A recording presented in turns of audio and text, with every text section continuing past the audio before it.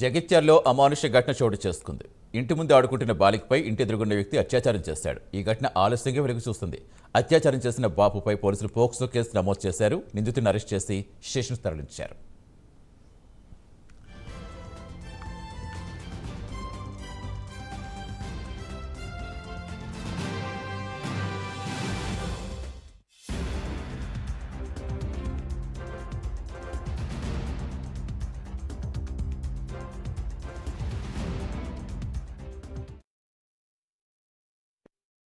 నేను 11/2025 రోజున ఒక అన్ఫార్చునేట్ ఇన్సిడెంట్ జరిగింది.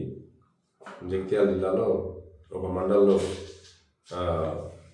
ఒక 7.5 సంవత్సరాల పాప తను స్కూల్లో గోయింగ్ చైల్డ్.